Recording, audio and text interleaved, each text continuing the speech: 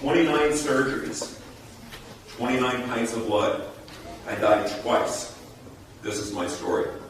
On August 5th, 1990, it was a beautiful sunny day. I was out with my friend Jim and my girlfriend Melody to go rock climbing. Jim and I got into our gear and we climbed all the way to the top. Melody stayed at the bottom as safety. Jim and I got up there and I decided I would go first.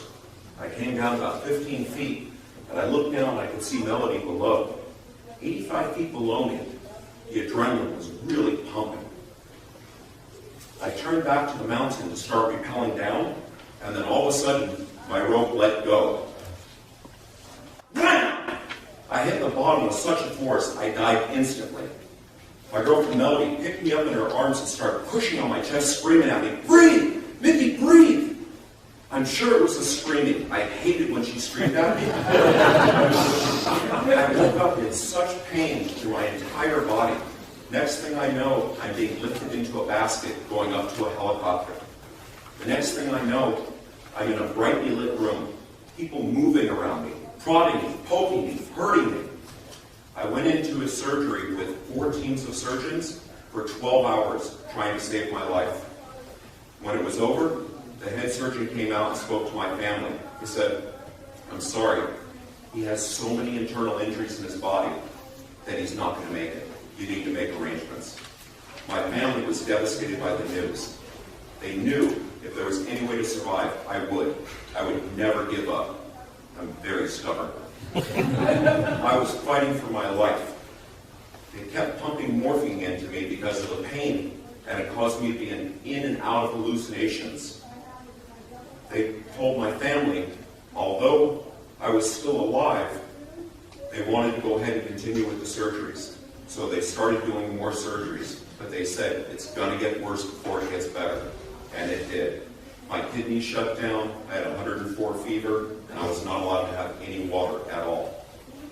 2 months later, I finally stabilized. They lowered the morphine that they were giving me. It was the first time I knew what was happening to me.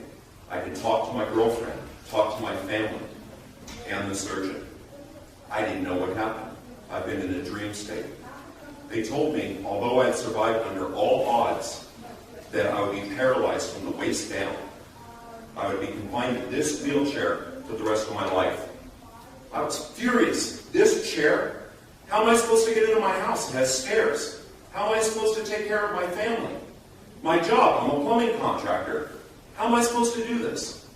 I promised myself at that moment that I would walk before I left the hospital. Nobody believed it was possible. 7 months later, I had my chance.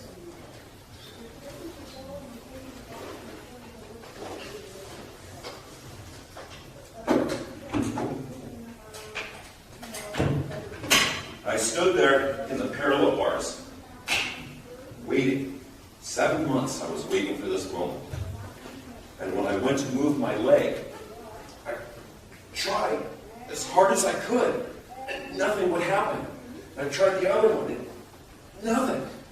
I told my therapist, I'm trying to tell them to walk, but they won't. He goes, don't talk, walk.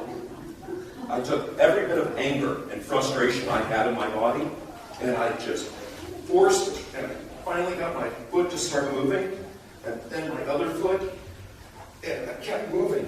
My goal was just to make it to the other side, just get to the other side of the parallel bars. I was sweating so hard in excruciating pain, but it didn't matter. I made it, back and forth 2 times across the parallel bars. Happiest moment of my life. I was so proud of myself. At the same time, I was so scared. It was so much harder than I ever anticipated it being. I had committed to learning how to walk, take care of my family and everything. It is the most difficult thing I've ever done. When you see it in the movies, most people recover in about an hour.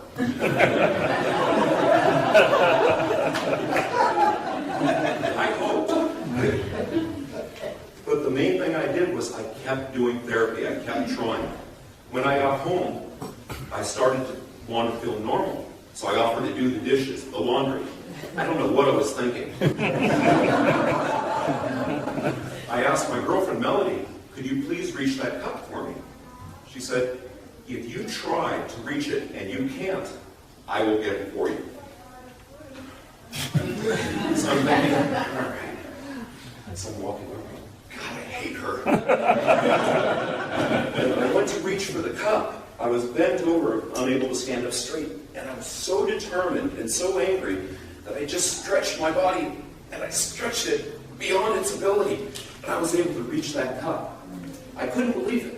I was actually able to do something I didn't think I could. But through therapy and persistence, I was able to do it. I limited myself. It was so important that I just kept trying and kept doing therapy, kept applying myself. Everyone kept telling me, oh, you're doing great, you're doing great. Melody, on the other hand, was saying, you're not doing enough. You need to do more therapy. Just kept pushing and pushing. That's why we're not together anymore. Good for a while. Anyway, now, we're going to fight again. But what I learned was, just because you're not able to do something today, doesn't mean that you can't do it tomorrow. You just have to keep applying yourself. Just set yourself up with small goals. My goals of coming home, taking care of my family, learning how to drive a car again. All these things took time. Little increments, little things, but I kept setting myself up to keep going forward. I can't tell you how many times I fell backward. It's just part of life. If I quit because I fell backward, I wouldn't be where I am today. The most important lesson I had was just keep going, keep trying. As long as you keep trying, you will get there. You will reach your goal. From here, everybody in here has goals. By raising your hand, how many people think that they can achieve their goals? See, that's amazing. Everybody knows that they can do it. You have to have the determination to follow through. And don't listen to negative people. They'll just try to discourage you because they hate to see people succeed. Over there, I was talking. Now, I'm walking.